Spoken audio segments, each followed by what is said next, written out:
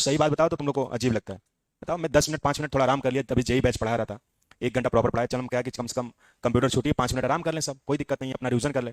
देख रहे हैं इधर मोबाइल बतिया रहा है, इधर मोबाइल चला रहा है, इधर मोबाइल चला रहा है, उधर वो आपस में बतिया रहे हैं सब, क्यों? जब क्लास में तुम लोग ऐसे माहौल बना रहे हो तो तुम लोग कैसे कैप्चर करोगे आने वाले समय में एग्जाम को? क्यों एग्जाम के प्रति तुम लोग को सीरियस है नहीं? बिहार में कितने लोग को एग्जाम है? बिहार वाला का एग्जाम कितने लोग का है? बताओ, बिहार का एग्जाम देना तुमको 2 ढाई 3 महीने एग्जाम है, कम से कम मन से पढ़ते बिहार में हो जाते तुम पढ़ ही नहीं रहे हो। बताओ, तुमको पता ही नहीं वर्तमान में सीएसई कौन है? पता नहीं तुम लोग को क्या क्या समझाया जाए। मुझे ये लगता है कि अब तो 4 से 5 दिन में मैं सिलेबस कंप्लीट कर दूंगा। मुझे ये लगता है कि ज्यादा आदमी समझा देगा तो पागल हो जाएगा, क्यों? तुम लोग के प्रति पागल हो जाएगा, पागलों जैसा हैबिट करने लगेगा, क्यों है कि नहीं? बताओ ना, क्या क्या बताया जाए तुम लोग? बताओ, मोबाइल चला रहे हो तुम लोग। चलो लिखो, कहाँ तक नोट कराया था? सुप्रीम कोर्ट के आर्टिकल याद कर लियो तुम लोग? बोलो, नहीं याद कियो? याद हो गया सुप्रीम कोर्ट? तुम्हारी तबीयत सही हो जी? स्वस्थ हो? क्या हुआ था? टाइफाइड? थोड़ा बच के रहिएगा इस मौसम में, टाइफाइड डेंगू मलेरिया यही सब रोग चलता है, क्यों? थोड़ा बच के रहिएगा। अभी कोई गया, उसका सिर दर्द कर रहा था, कोई था, चला गया क्या? दोनों दोनों चले गए?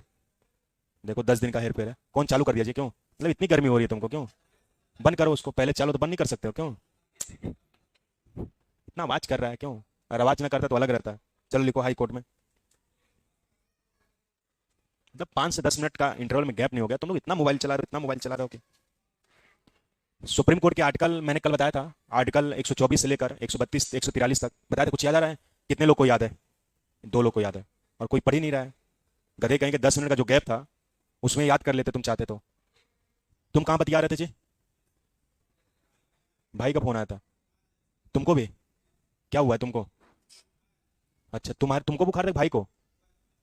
अच्छा, अब स्वस्थ हो? चलो स्वस्थ हो जाओ। देखो, हमारा डांटने का उद्देश्य है कि तुम लोग पढ़ो, है कि नहीं? जो पढ़ाया जा रहा है कल को उसको भी नहीं तैयार कर पा रहे हो तुम लोग, बताओ। हमें क्या, हम तो छोड़ देंगे 4 5 दिन बाद। अब तुम लोग जान, तुम्हारा काम जाना है। तुम लोग खुद सोचना चाहिए। बताओ, 10 से 15 मिनट का इंटरवल हो रहा है, गैप हो गया, तुम लोग बतियाए पढ़ो, पता नहीं क्या कौन सा? इसको? चलो ये तो हट जाएगा, उसका कोई इशू नहीं है। क्या हो गया? अच्छा, उसकी वजह से? हाँ, बोर्ड ही टच वाला है, ठीक। चलो लिखो, नोट में लिखो, भारत का सबसे बड़ा उच्च न्यायालय। नोट में लिखो, भारत का सबसे बड़ा उच्च न्यायालय प्रयागराज उच्च न्यायालय है। भारत का सबसे बड़ा उच्च न्यायालय प्रयागराज उच्च न्यायालय है। भारत का सबसे बड़ा उच्च न्यायालय प्रयागराज उच्च न्यायालय है।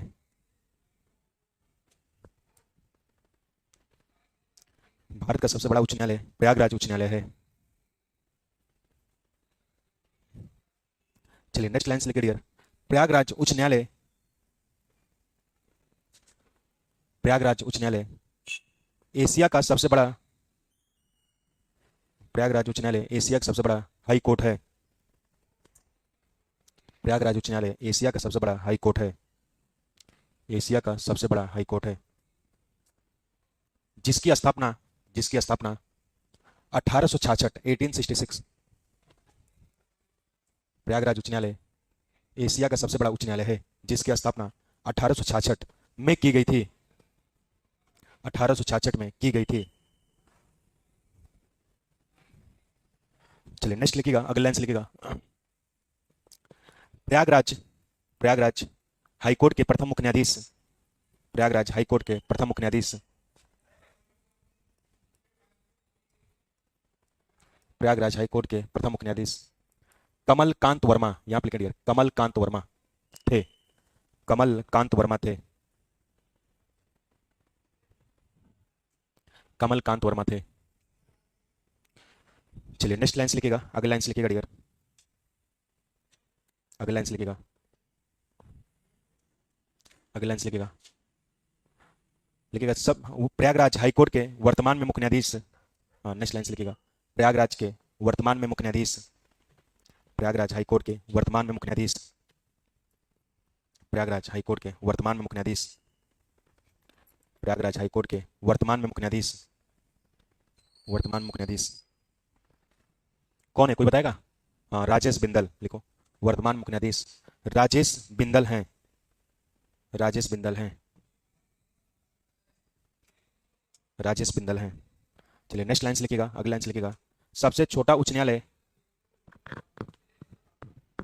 सबसे छोटा उच्च न्यायालय गुवाहाटी उच्च न्यायालय है। सबसे छोटा उच्च न्यायालय गुवाहाटी उच्च न्यायालय है। सबसे छोटा उच्च न्यायालय गुवाहाटी उच्च न्यायालय है। गुवाहाटी उच्च न्यायालय है जिसकी स्थापना गुवाहाटी उच्च न्यायालय है जिसकी स्थापना 1948 1948 जिसकी स्थापना 1948 में की गई थी, जिसकी स्थापना 1948 में की गई थी, जिसकी स्थापना 1948 में की गई थी, 1948 में की गई थी। नेक्स्ट लाइन से लिखेगा, अगले लाइन से लिखेगा, दिल्ली एकमात्र केंद्र शासित प्रदेश है, दिल्ली एकमात्र केंद्र शासित प्रदेश है जिसका अपना उच्च न्यायालय है, दिल्ली एकमात्र केंद्र शासित प्रदेश है जिसका अपना उच्च न्यायालय है, जिसका अपना उच्च न्यायालय है, जिसका अपना उच्च न्यायालय है, दिल्ली एकमात्र केंद्र शासित प्रदेश है जिसका अपना उच्च न्यायालय है। चलिए नेक्स्ट लाइन से लिखिए, अगले लाइन से लिखिएगा, भारत में किसी भी हाई कोर्ट की प्रथम मुख्य महिला न्यायाधीश, भारत के किसी भी हाई कोर्ट की प्रथम महिला मुख्य न्यायाधीश, प्रथम मुख्य महिला न्यायाधीश, भारत के किसी भी हाई कोर्ट की प्रथम महिला मुख्य न्यायाधीश, न्यायाधीश लीला सेठ, ऐसे लिखिएगा, लीला सेठ थी, लीला सेठ थी, यहां पर लिखेंगे लीला सेठ थी, लीला सेठ थी। चलो डियर, अब हेडिंग डाल के छोड़ दो हाई कोर्ट के कार्य, पहले इतना समझ लेते हैं तब आगे बढ़ते हैं डियर। हेडिंग डाल के छोड़ दो हाई कोर्ट के कार्य, हेडिंग डाल छोड़ दो हाई कोर्ट के कार्य।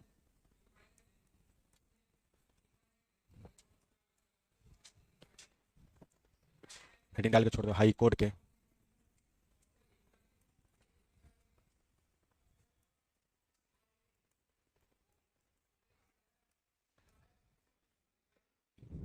हाई कोर्ट के कार्य, उच्च न्यायालय।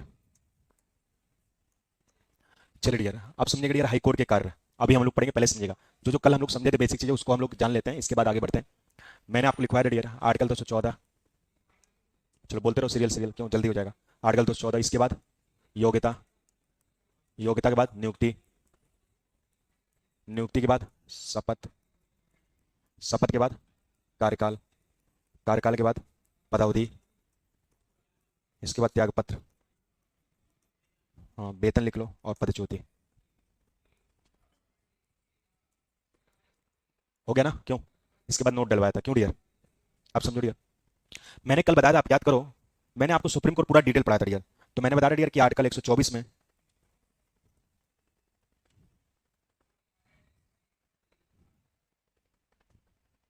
मैंने बताया कि आर्टिकल 124 में सुप्रीम कोर्ट के गठन का उल्लेख किया गया, और आर्टिकल 214 में हाई कोर्ट के गठन का उल्लेख किया गया। आर्टिकल 123 में राष्ट्रपति के अध्यादेश का उल्लेख किया गया, और आर्टिकल 213 में किसका उल्लेख किया गया? राज्यपाल का अध्यादेश का। कुछ याद आ रहा आप लोगों को? बोलो भैया। तो बता दिया, पूछा जाता है किस आर्टिकल में सुप्रीम कोर्ट के गठन का उल्लेख किया गया? 124। हाई कोर्ट का गठन 214, राष्ट्रपति का अध्यादेश 123, राज्यपाल का अध्यादेश 213। इतनी तो बात क्लियर हुई। आप देखें डियर, हमारे अंतर्गत यही कहा गया कि संविधान के आर्टिकल 214 में कि भारत में एक हाई कोर्ट होगा डियर। हाई कोर्ट को आप देखेंगे उच्च न्यायालय है कि नहीं, हाई कोर्ट कहीं की कहते हैं डियर। तो पूछा जाता है कि हाई कोर्ट का गठन किस अनुच्छेद में उल्लेख किया गया? 214 में। हाई कोर्टों में संख्या वर्तमान में टोटल 25 है, यानी भारत में कुल 25 हाई कोर्ट है डियर, है कि नहीं? योग्यता आप देखें डियर, भारत का नागरिक हो, पागल दिवाली ना हो, किसी लाभ के पद पे ना हो, 10 वर्षों का गलत किया हो या कर रहा हो, हाई कोर्ट की क्वालिफिकेशन योग्यता मानी जाती है कि नहीं? देखो शपथ और नियुक्ति में आप ध्यान देना, जो राष्ट्रपति की नियुक्ति करता है, हाईकोर्ट के मुख्य न्यायाधीश की नियुक्ति करता है, वो राष्ट्रपति करता है, लेकिन शपथ कौन दिलाता है? राज्यपाल दिलाता है। यानी हाईकोर्ट के मुख्य न्यायाधीश की नियुक्ति कौन करता है? राष्ट्रपति। और शपथ कौन दिलाता है? राज्यपाल दिलाता है। मैंने बताया कार्यकाल फिक्स नहीं होता, लेकिन मिनिमम 5 वर्ष माना जाता है कि नहीं? और हाईकोर्ट के मुख्य न्यायाधीश की जो पदावधि होती कितनी होती है? 62 वर्ष होती है। और लेकिन सुप्रीम कोर्ट के मुख्य न्यायाधीश की पदावधि कितनी होती है? 65 वर्ष होती है। पदावधि का मतलब कब तक पद को धारण कर सकता है, उसी को पदावधि कहते हैं। तो हाईकोर्ट के मुख्य न्यायाधीश की पदावधि कितनी होती है? 62 वर्ष। आप देखिए त्यागपत्र जो देता है डियर, यानी कि वो किसको देता है डियर? राज्यपाल को देता है। किसको देता है? सॉरी, राष्ट्रपति को देता है। समझो यहां थोड़ा कंफ्यूज होता है डियर। राष्ट्रपति को क्यों त्यागपत्र देता है? क्योंकि राष्ट्रपति के द्वारा नियुक्ति की जाती है, इसीलिए राष्ट्रपति को ही त्यागपत्र देता है। तो इस लॉजिक से याद करिए कि राष्ट्रपति के द्वारा नियुक्त किया जाता है और त्यागपत्र भी राष्ट्रपति को देता है, और लेकिन शपथ किसके द्वारा दिया जाता है? राज्यपाल के द्वारा किया जाता है। आप देखेंगे डियर, जो राज्यपाल के अंतर्गत आप देखेंगे डियर, जो वेतन दी जाती है राज्यपाल को 2,50,000। पूछा जाता है डियर कि राज्यपाल की वेतन कितनी होती है? क्या बताओगे? 2,50,000। तो प्रश्न बनेगा यार कि हाईकोर्ट का गठन किस अनुच्छेद में उल्लेख किया गया? 214। वर्तमान में कितने हाईकोर्ट हैं? 25। हाईकोर्ट के मुख्य न्यायाधीशों की नियुक्ति कौन करता है? राष्ट्रपति। शपथ कौन दिलाता है? राज्यपाल। पदावधि कितनी होती है? हाईकोर्ट का मुख्य न्यायाधीश त्यागपत्र कब किसको देता है? राष्ट्रपति को। वेतन कितनी होती है? 2,50,000। पदच्युति महाभियोग जैसी प्रक्रिया द्वारा है कि नहीं, यानी 100 सांसद लोकसभा के 50 राज्यसभा के महाभियोग जैसी प्रक्रिया द्वारा। मैंने नोट में लिखा है डियर कि एशिया का या पूरे भारत का सबसे बड़ा हाईकोर्ट है तो प्रयागराज है। प्रयागराज के प्रथम मुख्य न्यायाधीश थे कमलकांत, वर्तमान में राजेश बिंदल है। सबसे छोटा उच्च न्यायालय गुवाहाटी है, जिसकी स्थापना 1948 में की गई थी। दिल्ली एकमात्र केंद्र शासित प्रदेश है जिसका अपना हाईकोर्ट है। और दिल्ली प्रथम हाईकोर्ट या पूरे भारत की प्रथम महिला हाईकोर्ट की मुख्य न्यायाधीश कौन थी डियर? लीला सेठ थी। लेकिन मैंने कल बता दिया डियर कि भारत की प्रथम महिला सुप्रीम कोर्ट के मुख्य न्यायाधीश कौन थी? फातिमा बीबी। लेकिन हाईकोर्ट की मुख्य न्यायाधीश कौन है डियर? लीला सेठ। यहां से प्रश्न कल होगे, बोलो भैया। चलो बताओ, किस आर्टिकल में हाईकोर्ट के गठन का उल्लेख किया गया? हाईकोर्ट का गठन किस आर्टिकल में है? 214। वर्तमान में कितने हाईकोर्ट हैं? हाईकोर्ट के मुख्य न्यायाधीश की नियुक्ति कौन करता है? शपथ कौन दिलाता है? हाईकोर्ट के मुख्य न्यायाधीश की पदावधि कितनी होती है? अच्छा, कोई पूछे वेतन कितना हाईकोर्ट के मुख्य न्यायाधीश को देता है? हाईकोर्ट का मुख्य न्यायाधीश अपना त्यागपत्र किसको देता है? एशिया का सबसे बड़ा हाईकोर्ट कौन है? अच्छा, सबसे छोटा उच्च न्यायालय कौन है डियर? गुवाहाटी उच्च न्यायालय की स्थापना कब की गई थी? और कहने कि पूरे भारत की प्रथम महिला मुख्य न्यायाधीश कौन है हाईकोर्ट के? लीला सेठ, है कि नहीं? और प्रयागराज हाईकोर्ट के वर्तमान मुख्य न्यायाधीश कौन है? और प्रथम मुख्य न्यायाधीश कौन थे डियर? कमलकांत वर्मा थे। ठीक, तो लिखेगा हाईकोर्ट के कार्य, लिखेगा हाईकोर्ट के निम्नलिखित कार्य हैं, लिखेगा हाईकोर्ट के निम्नलिखित कार्य हैं। हाईकोर्ट के कार्य में लिखेगा हाईकोर्ट के निम्नलिखित कार्य हैं।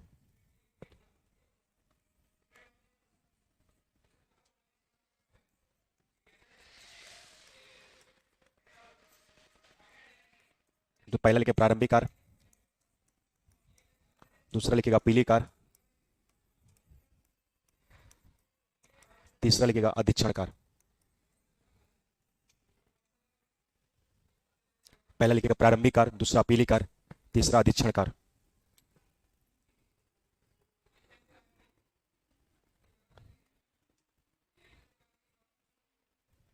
चलिए डियर, नोट कर लिया आप लोग, बोलो भैया। चल लिखेगा इसके तहत हाईकोर्ट को, हाँ हाँ, पहला हेडिंग डालेगा हाईकोर्ट के प्रारंभिक कार्य।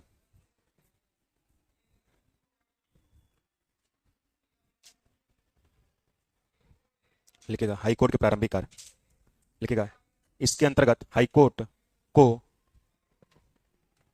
इसके अंदर हाईकोर्ट को मौलिक अधिकारों की रक्षा करने का अधिकार प्राप्त है। इसके तहत हाईकोर्ट को मौलिक अधिकारों की रक्षा करने का अधिकार प्राप्त है। इसके अंदर हाईकोर्ट को मौलिक अधिकारों की रक्षा करने का अधिकार प्राप्त है, अधिकार प्राप्त है। मैंने बता दिया कि मौलिक अधिकार को उल्लंघन होने पर 32 के तहत कहां जा सकते हो? Supreme court. 226 के तहत हाई कोर्ट। और सुप्रीम कोर्ट हाई कोर्ट के द्वारा कितने प्रकार की दायर की जाती है? 5। पहला कौन सा है? बंदी परीक्षण, दूसरा परमादेश, तीसरा उत्प्रेक्षण, चौथा अधिकार परीक्षा। बता देना, तो लिख लो उसमें, लिखो मौलिक अधिकार को उल्लंघन होने पर, लिख लो उसमें मौलिक अधिकार को उल्लंघन होने पर, मौलिक अधिकार को उल्लंघन होने पर, मौलिक अधिकार को उल्लंघन होने पर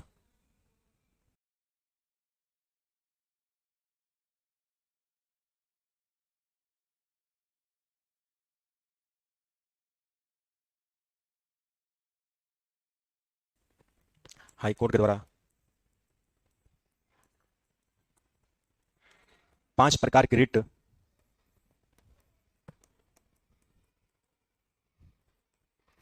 हाई कोर्ट के द्वारा 5 प्रकार की रिट जारी की जाती है, जारी की जाती है।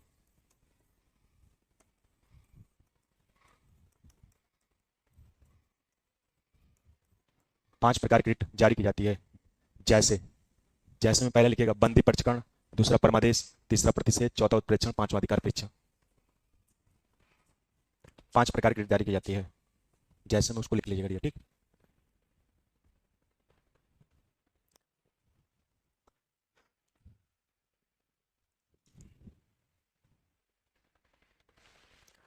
चलिए नोट कर लिया, हो गया।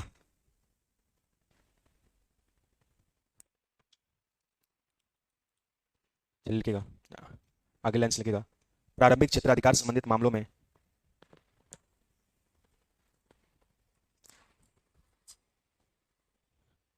डांस हो रहा है जी, चंदा गुजरात।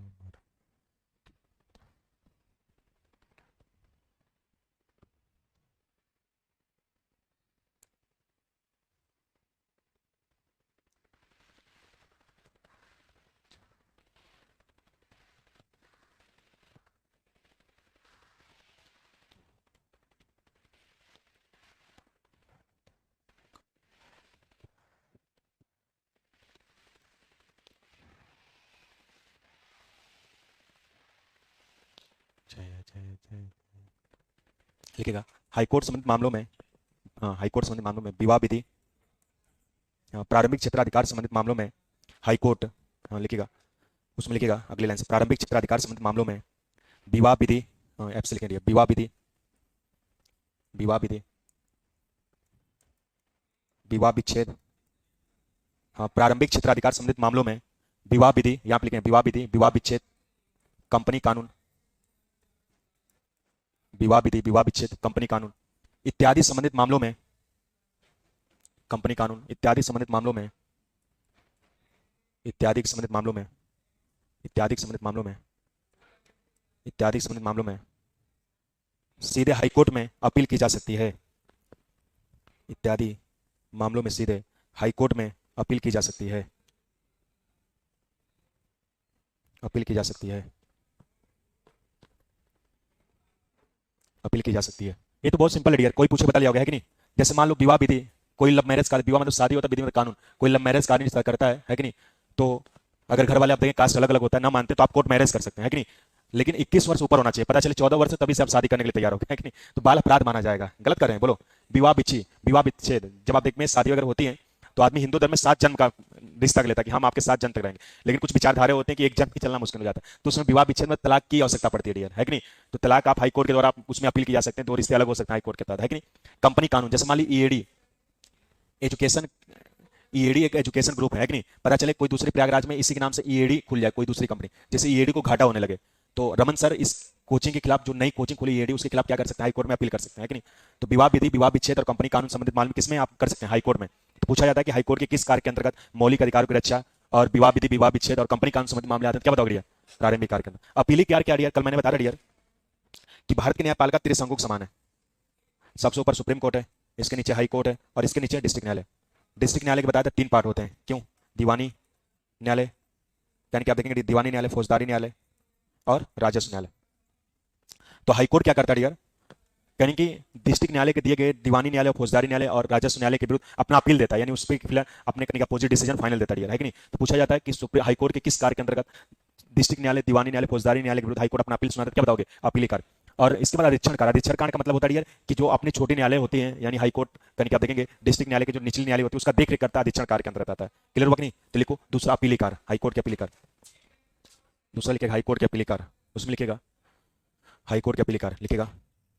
इसके तहत अधीनस्थ न्यायालय, अधीनस्थ न्यायालय मतलब डिस्ट्रिक्ट न्यायालय, इसके तहत अधीनस्थ न्यायालय द्वारा दिए गए, इसके तहत अधीनस्थ न्यायालय के द्वारा दिए गए निर्णय के विरुद्ध, इसके तहत अधीनस्थ न्यायालय द्वारा दिए गए निर्णय के विरुद्ध हाईकोर्ट, इसके तहत अधीनस्थ न्यायालय द्वारा दिए गए निर्णय के विरुद्ध हाईकोर्ट अपना अपील सुनाता है, अपना अपील सुनाता है, अपना अपील सुनाता है। नेक्स्ट हेडिंग डालेगा हाईकोर्ट के अधीक्षण कार्य,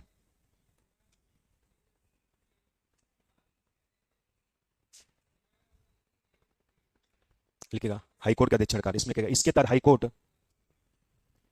इसके तहत हाईकोर्ट अधीनस्थ न्यायालय का अधीक्षण, अधीक्षण मतलब देख रेख, अधीक्षण करता है।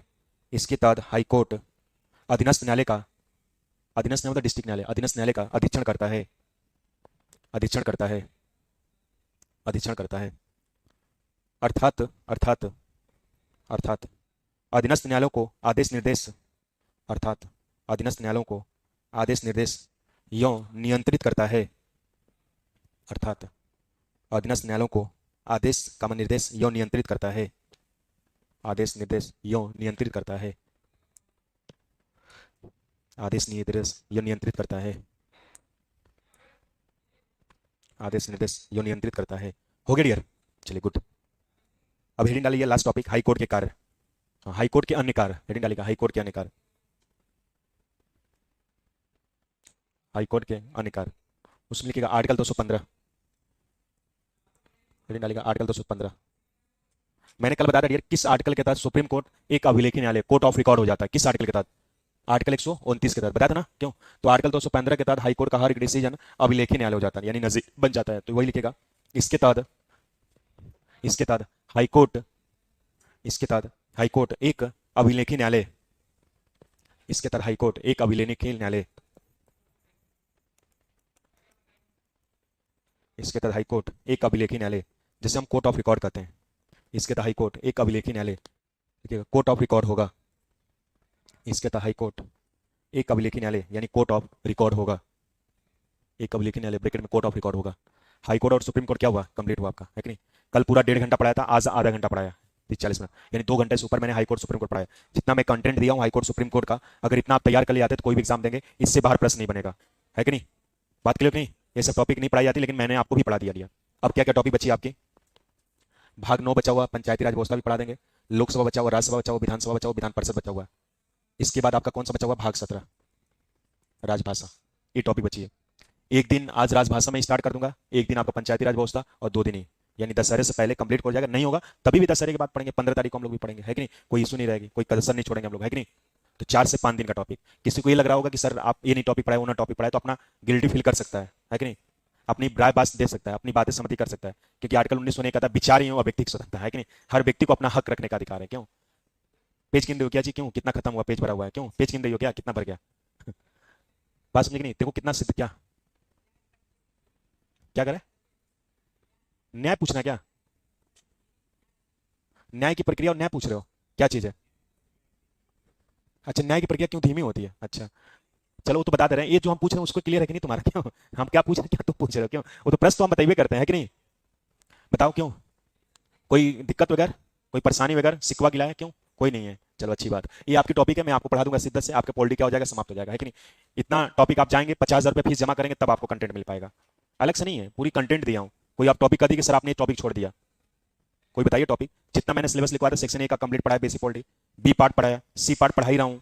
आपका वनडे राष्ट्रीय में तभी भी 1.5 घंटे में आके पढ़ा के, तभी भी 10 दिन एक्स्ट्रा पढ़ाया हूँ। मैं चाहता तो पहले ही निपट जाता, हट जाता, है कि नहीं।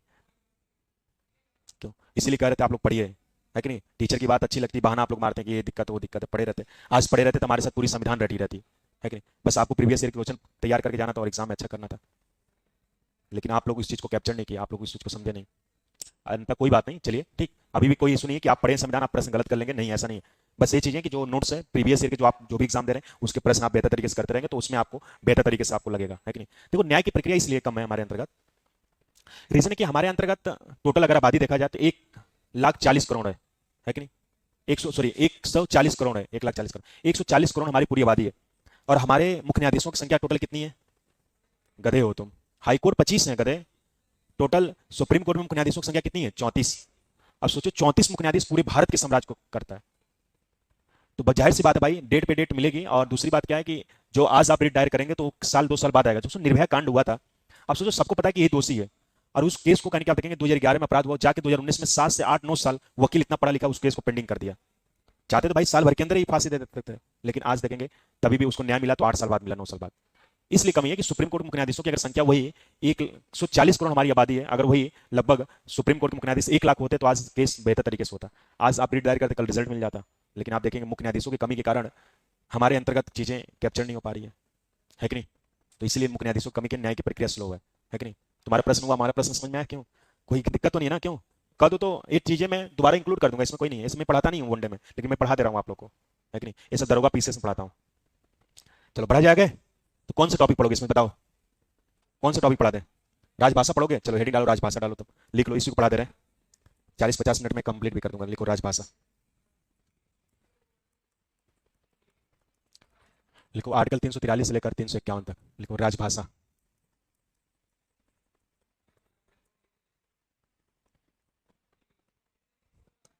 चलो 10 मिनट लिख लो, इसके बाद समझाते हैं। लिखो आर्टिकल 343(1), हाँ लिख लो, 10 मिनट लिख लो, इसके बाद समझाता हूँ। आर्टिकल 343(1) लिखो, बोल दिया, चलो लिखो। इसके तहत, लिखो इसके तहत संघ की भाषा, इसके तहत संघ की भाषा, इसके तहत संघ की भाषा हिंदी होगी तथा लिपि, इसके तहत संघ की भाषा हिंदी होगी तथा लिपि देवनागरिक होगी। इसके तहत संघ की भाषा हिंदी होगी तथा लिपि देवनागरिक होगी। नेक्स्ट लाइन लिखेगा, अगला लाइन लिखेगा, 14 सितंबर 1949 को, नेक्स्ट लाइन लिखेगा, 14 सितंबर 1949 को संविधान सभा द्वारा, नेक्स्ट लाइन लिखेगा, 14 सितंबर 1949 को संविधान सभा द्वारा राजभाषा, 14 सितंबर 1949 को संविधान सभा द्वारा राजभाषा हिंदी को स्वीकार किया गया। राजभाषा हिंदी को स्वीकार किया गया 14 सितंबर 1949 को संविधान सभा द्वारा राजभाषा हिंदी को स्वीकार किया गया। इसलिए इसलिए 14 सितंबर को इसलिए 14 सितंबर को भारत में इसलिए 14 सितंबर को भारत में हिंदी दिवस के रूप में मनाया जाता है।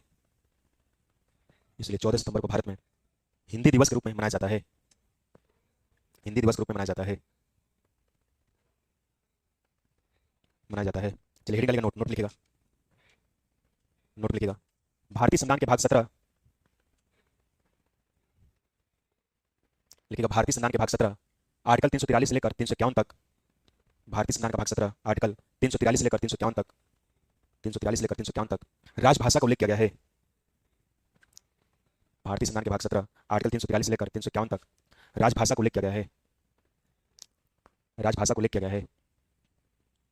नेक्स्ट लाइन लिखिएगा। भारतीय संविधान में राष्ट्रभाषा नेशनल लैंग्वेज ऐसे लिखिएगा। भारतीय संविधान में राष्ट्रभाषा का उल्लेख नहीं किया गया है। भारतीय संविधान में राष्ट्रभाषा का उल्लेख नहीं किया गया है। भारतीय संविधान में राष्ट्रभाषा का उल्लेख नहीं किया गया है। लिखिएगा नेक्स्ट लाइन से। इसके स्थान पर राजभाषा ऑप्शनल लैंग्वेज यहां पे लिखिएगा। ऐसे लिखिएगा। भारतीय संविधान में इसके स्थान पर भारतीय संविधान में राजभाषा ऑप्शनल लैंग्वेज का उल्लेख किया गया है। हाँ, राजभाषा को उल्लेख किया गया है। राजभाषा को उल्लेख किया गया है। हो गया डियर। चलिए गुड। नेक्स्ट लिखिएगा। हेडिंग डालिएगा आर्टिकल 343(2). अगली हेडिंग डालिएगा आर्टिकल 343(2). 343(2) लिखिएगा। इसके तहत हिंदी के साथ अंग्रेजी को सहायक भाषा के रूप में इसके तहत हिंदी के साथ अंग्रेजी को सहायक भाषा के रूप में इसके तहत हिंदी के साथ अंग्रेजी को सहायक भाषा के रूप में 15 वर्षों के लिए इसके तहत हिंदी के साथ अंग्रेजी को सहायक भाषा के रूप में 15 वर्षों के लिए मान्यता प्रदान की गई थी। मान्यता प्रदान की गई थी। मान्यता प्रदान की गई थी। मान्यता प्रदान की गई थी। चलिए अब हेडिंग डालिएगा आर्टिकल 344। लिखिएगा आर्टिकल 344 लिखिएगा। 344 लिखिएगा। इसके तहत राष्ट्रीय राजभाषा ऑप्शनल लैंग्वेज इसके तहत राष्ट्रीय राजभाषा आयोग का गठन कर सकता है। इसके तहत राष्ट्रीय राजभाषा आयोग का गठन कर सकता है। इसके तहत राष्ट्रीय राजभाषा आयोग का गठन कर सकता है। नेक्स्ट लाइन लिखिएगा। भारत में सर्वप्रथम राजभाषा आयोग का गठन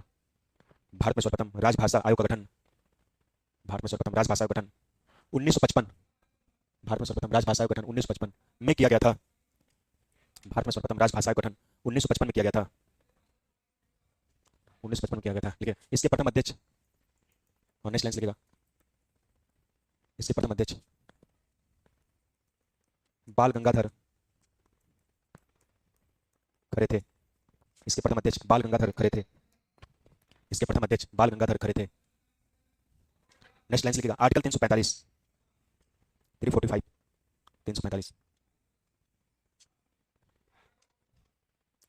लिखिएगा। इसके तहत भारत का कोई भी राज्य 8वीं अनुसूची में दी गई। इसके तहत भारत का कोई भी राज्य 8वीं अनुसूची में दी गई। 22 भाषाओं में से 2 या 2 से अधिक भाषाओं को 22 भाषाओं में से 2 या 2 से अधिक भाषाओं को अपना राजकीय मतलब गवर्नमेंट राजकीय भाषा बना सकता है। इसके तहत भारत का कोई भी राज्य 8वीं अनुसूची में दी गई 22 भाषाओं में से 2 या 2 से अधिक भाषाओं को अपना राजकीय भाषा बना सकता है। हो गया। राजकीय भाषा बना सकता है। जैसे उत्तर प्रदेश की राजकीय भाषा हिंदी है। तथा उपराजकीय भाषा उर्दू है।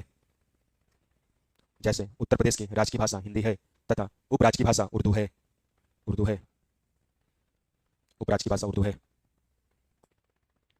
नेक्स्ट लाइन लिखिएगा। महाराष्ट्र की राजकीय भाषा मराठी है।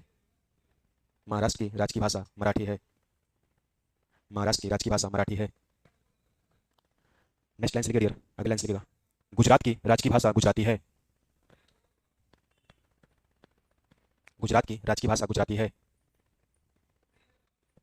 नेक्स्ट लाइन लिखिएगा। कश्मीर की राजकीय भाषा कश्मीरी है। नेक्स्ट लाइन लिखिएगा। कश्मीर की राजकीय भाषा कश्मीरी है। कश्मीर की राज्य की भाषा कश्मीरी है। हो गया डियर, चलिए गुड। नेक्स्ट लाइन लिखिएगा, नागालैंड एकमात्र राज्य है जिसकी राज्य की भाषा अंग्रेजी है। नेक्स्ट लाइन लिखिएगा, राजकीय, नागालैंड एकमात्र राज्य है जिसकी राज्य की भाषा अंग्रेजी है। नागालैंड एकमात्र राज्य है जिसकी राज्य की भाषा अंग्रेजी है, अंग्रेजी है। नेक्स्ट लाइन लिखिएगा, उत्तराखंड की राज्य की भाषा संस्कृत है। उत्तराखंड की राज्य की भाषा संस्कृत है। उत्तराखंड की राज्य की भाषा संस्कृत है। अभी डालेगा आर्टिकल 346 346, आर्टिकल 346, आर्टिकल 346 लिखेगा, इसके तहत एक राज्य वन स्टेट, एक राज्य, इसके तहत एक राज्य दूसरे राज्य के बीच,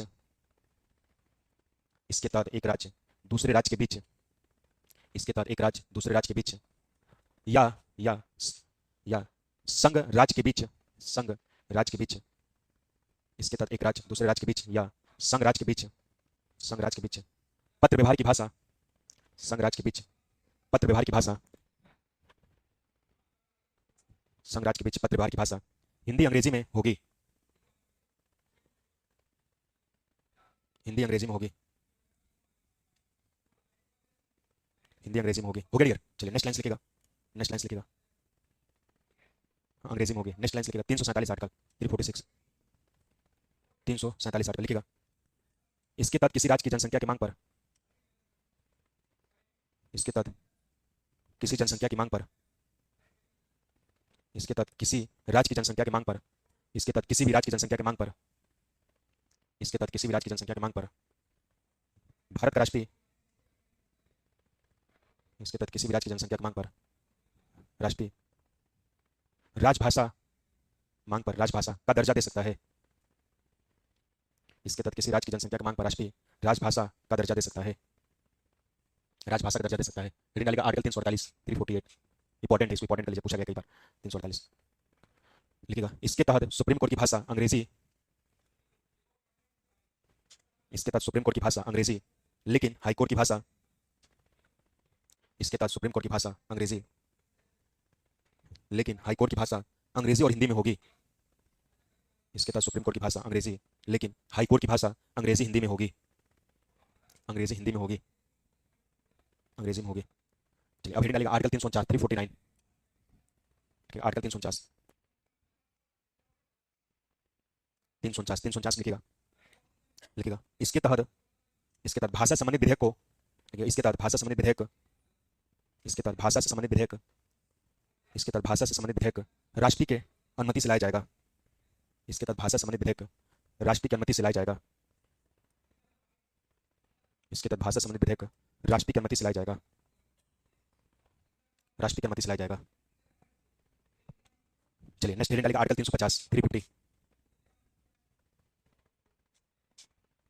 लिखिएगा आर्टिकल 350 लिखिएगा, इसके तहत भाषाई, भाषाई लिखिए क्या ऐसे लिखेगा, इसके तहत भाषाई, इसके तहत भाषाई अल्पसंख्यक के लिए, इसके तहत भाषाई अल्पसंख्यक के लिए, इसके तहत भाषाई अल्पसंख्यक के लिए भाषा संबंधित विशेष प्रावधान किया गया है, भाषा संबंधित विशेष प्रावधान किया गया है, भाषा संबंधित विशेष प्रावधान किया गया है,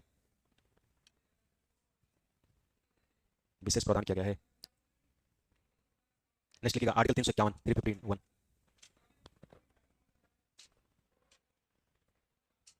लिखिएगा, इसके तहत सरकार का कर्तव्य है कि,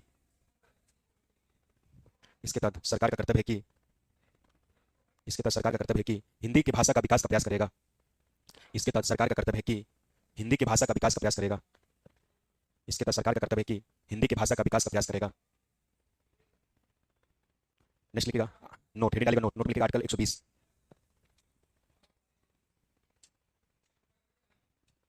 लिखिएगा आर्टिकल 120 लिखिएगा, इसके तहत संसद का कार्य, इसके तहत संसद का कार्य हिंदी अंग्रेजी में होगा। इसके तहत संसद का कार्य हिंदी अंग्रेजी में होगा। इसके तहत संसद का कार्य हिंदी अंग्रेजी में होगा। नेक्स्ट लिखिएगा आर्टिकल 210, फिर डालेगा आर्टिकल 210, लिखिएगा, इसके तहत राज्य विधानमंडल का कार्य, इसके तहत राज्य विधानमंडल का कार्य, इसके तहत राज्य विधानमंडल का कार्य उस राज्य की भाषा में या, इसके तहत राज्य विधानमंडल का कार्य उस राज्य की भाषा में या अंग्रेजी या हिंदी में होगा। इसके तहत राज्य विधानमंडल का कार्य उस राज्य की भाषा में या हिंदी अंग्रेजी में होगा।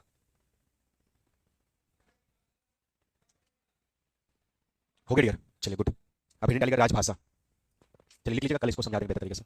लिखिएगा राजभाषा, जिसे आपसे लैंग्वेज कर दिया। लिखिएगा राजभाषा, लिखिएगा हेडिंग डालिएगा राजभाषा, लिखिएगा लिखिएगा जिस भाषाओं में, लिखिएगा राजभाषा में, लिखिएगा जिस भाषाओं में पेपर वर्कआउट या कामकाज किए जाते हैं, जिस भाषाओं में पेपर वर्कआउट या कामकाज किए जाते हैं,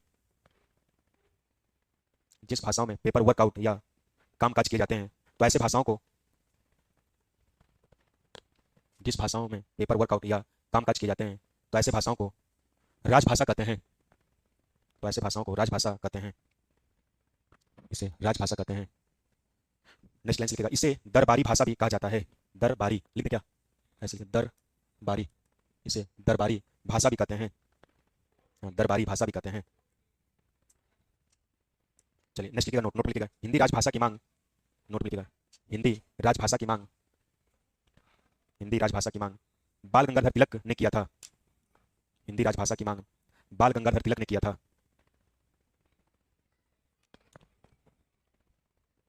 हिंदी राजभाषा की मांग बाल गंगाधर तिलक ने किया था। नेक्स्ट लाइन लिखिएगा, भारत के अंतर्गत 44% लोग, भारत के अंतर्गत 44% लोग हिंदी बोलते हैं। नेक्स्ट लाइन लिखिएगा, भारत के अंतर्गत 44% लोग हिंदी बोलते हैं, हिंदी बोलते हैं। नेक्स्ट लिखिएगा, हेडिंग डालिएगा राष्ट्रभाषा, हेडिंग डालिएगा राष्ट्रभाषा, लिखिएगा राष्ट्रभाषा, लिखिएगा देश की सबसे लोकप्रिय भाषा को, लिखिएगा देश की सबसे लोकप्रिय भाषा को राष्ट्रभाषा कहा जाता है। देश की सबसे लोकप्रिय भाषा को राष्ट्रभाषा कहा जाता है। देश की सबसे लोकप्रिय भाषा को राष्ट्रभाषा कहा जाता है। राष्ट्रभाषा कहा जाता है। जैसे, जैसे भारत की हिंदी राष्ट्रभाषा है, जैसे भारत की हिंदी राष्ट्रभाषा है, जैसे भारत की हिंदी राष्ट्रभाषा है। नेक्स्ट लाइन लिखिएगा, पाकिस्तान की उर्दू राष्ट्रभाषा है। लिखिएगा पाकिस्तान की उर्दू राष्ट्रभाषा है, पाकिस्तान की उर्दू राष्ट्रभाषा है। नेक्स्ट लिखिएगा, मॉरिशस की भोजपुरी राष्ट्रभाषा है। मॉरिशस की भोजपुरी राष्ट्रभाषा है। चाइना की क्या दिया, चुंग चौंग चुंग, क्यों? चलो इसको ना लिखो तो क्यों, पता नहीं, मुझे नहीं पता है। लिखिएगा भोजपुरी राजभाषा है, हो गया डियर। चलो हेडिंग डालो राजभाषा। वो नहीं आया क्या लड़का जो राजभाषा कर रहा था, सर आप राजभाषा पढ़ाते हैं तो आपको पता होगा, जो ज्योग्राफी वाला क्वेश्चन पूछ रहा था, क्यों नहीं आया क्या, कहाँ गया वो, चला गया क्या, क्यों? अच्छा तो गैप ज्यादा मारता है, हवाई का संविधान कंप्लीट हो जाएगा तब आया, क्यों? था कहीं का। लिखो राज्य की सबसे लोकप्रिय भाषा, अब पढ़ा देंगे, आएगा क्वेश्चन लेके बारे में समूह बनाएगा, बैठा रहेगा, क्यों? रेगुलर होगा तब तो समझ में आएगा कि नहीं। मैं तो चैलेंज करता हूँ, संविधान का कहीं से क्वेश्चन आप पूछ सकते हैं, हर चीज करते हैं, जो टॉपिक पढ़ा दे उससे बाहर कहीं भी नहीं करेगा कि नहीं। रेगुलर पढ़ोगे तब समझ में आएगा। पूछ रहे हैं हिंदी भाषा कब जोड़ा गया, नेपाली मणिपुरी कोंकणी बोडो टोडो मैथिली संताली पढ़ाई पता नहीं है कि नहीं। अब राजभाषा इधर पढ़ा देंगे तो पूछेगा राजभाषा क्या, राजभाषा क्या, मातृभाषा क्या, ऐसी चीजें है कि नहीं। लिखो राजभाषा, लिखो राज्य की सबसे लोकप्रिय भाषा को, राज्य की सबसे लोकप्रिय भाषा को, राज्य की सबसे लोकप्रिय भाषा को राजभाषा कहते हैं। राज्य की सबसे लोकप्रिय भाषा को राजभाषा कहते हैं। राज्य की सबसे लोकप्रिय भाषा को राजभाषा कहते हैं। जैसे, जैसे जैसे उत्तर प्रदेश की राजभाषा स्टेट लैंग्वेज हिंदी है। उत्तर प्रदेश की राजभाषा, उत्तर प्रदेश की राजभाषा हिंदी है। उत्तर प्रदेश की हिंदी राजभाषा हिंदी है। नेक्स्ट लिखिए, गुजरात की राजभाषा गुजराती है। गुजरात की हिंदी भाषा गुजराती है। गुजरात की राज की भाषा, गुजरात की राजभाषा गुजराती है। That's all. तो मैंने राजभाषा को पूरा कंप्लीट लिखवा दिया, इसको समझना है कि नहीं। इसको हम लोग समझेंगे 40-35 मिनट लगेगा इसको पूरा टॉपिक समझने में। इसको हम लोग समझेंगे कल। अब अगली टॉपिक आप क्या क्या बची रही है, लोकसभा, राज्यसभा, विधानसभा और विधान परिषद, है कि नहीं, और भाग 9। तो इसमें कौन सा टॉपिक पढ़ना चाहोगे, क्यों लोकसभा पढ़ोगे कि भाग 9 पढ़ोगे? भाग 9 पढ़ोगे, लोकसभा राज्यसभा बोल नहीं रहे तुम। भाग 9 वाले कितने लोग हैं, हाथ उठाएं। लोकसभा राज्यसभा कितने वाले हैं, जनसंख्या पूर्व मत के, क्यों तुम लोग सरकार गिर गई, क्यों, है कि नहीं। चलो लोकसभा राज्यसभा पढ़ाने के बाद कॉपी देना चाहिए। तुम पेज गिन रही थी कितना कंप्लीट हुआ, पूरा पढ़ी छोड़ दियो, क्यों? अच्छा ऑनलाइन पढ़ी थी क्या तुम, क्यों? तुम तो नहीं आ रही थी, ऑनलाइन पढ़ी थी। आवाज ऑनलाइन में सही आती है, क्यों वीडियो में क्लियर आती है? चलो तब तो अच्छी बात है। देखो हम लोग राजभाषा पढ़ेंगे, है कि नहीं, तो ऐसे हेडिंग डालेगा, ऐसे हेडिंग डालेगा। एक में संसद हो जाएगा लोकसभा राज्यसभा के अंदर, एक में लोकसभा राज्यसभा, है कि नहीं, बीच में संसद, ऐसे हेडिंग डालोगे, ऐसे करोगे तो क्लियर हो जाएगा। ठीक, चलो हेडिंग डालो संसद। तो ऑनलाइन समझ में आता था आप लोग को, क्यों? चलिए तब तो अच्छी बात है, मतलब छोटी टॉपिक आप लोग ऑनलाइन कवर कर लेंगे, क्यों? लिखिएगा Lok Sabha, article 79, sorry article 80, article 80।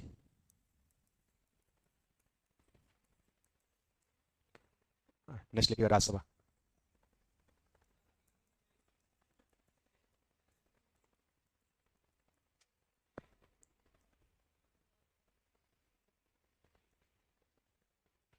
Time हो गया क्या जी? क्यों बच्चे पुराने आ गए? चलो कोई बात नहीं, लिख लो।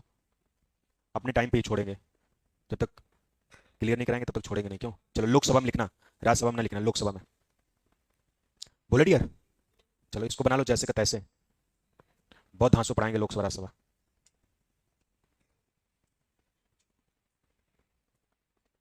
हो गया? बना लिए? चलो हेडिंग डालो गठन।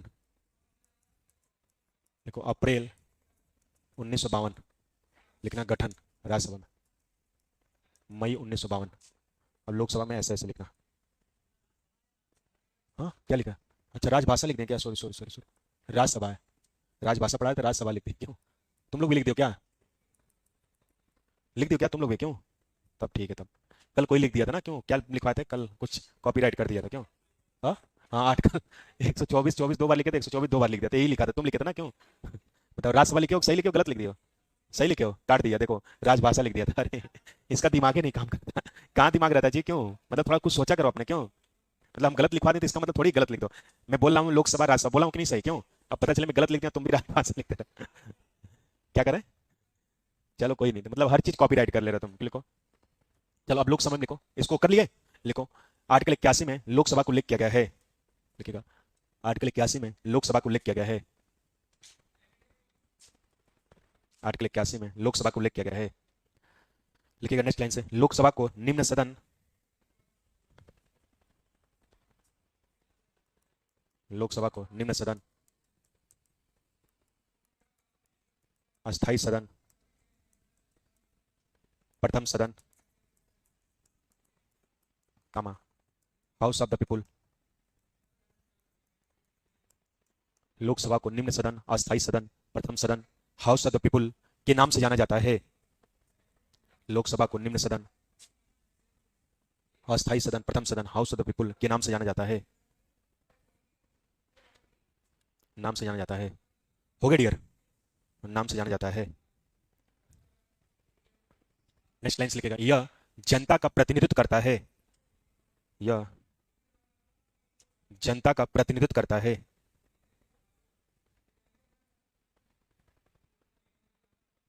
यह जनता का प्रतिनिधित्व करता है। यह जनता का प्रतिनिधित्व करता है। चलिए हेडिंग डाल के छोड़ दीजिए योग्यता, क्वालिफिकेशन, योग्यता हेडिंग डाल के छोड़ दीजिए योग्यता। अब इसको हम लोग कल कंटिन्यू करेंगे डियर, ठीक? कल आएंगे, पूरा राजभाषा 1 घंटा पूरा समझाएंगे, तब लोकसभा राजसभा पढ़ेंगे, ठीक? आप लोग को सुप्रीम कोर्ट हाई कोर्ट उसको पढ़ के आइएगा, याद कर लीजिएगा, नेक्स्ट पढ़ेंगे। तो दशहरे से पहले हमारा टारगेट रहेगा सिलेबस को, जो टॉपिक बचे उसको कंप्लीट कर देंगे, इसके बाद नया टॉपिक दशहरे के बाद आएंगे तो नया टॉपिक लगेगा आपका, ठीक? नेक्स्ट मिलते हैं कल, ठीक डियर?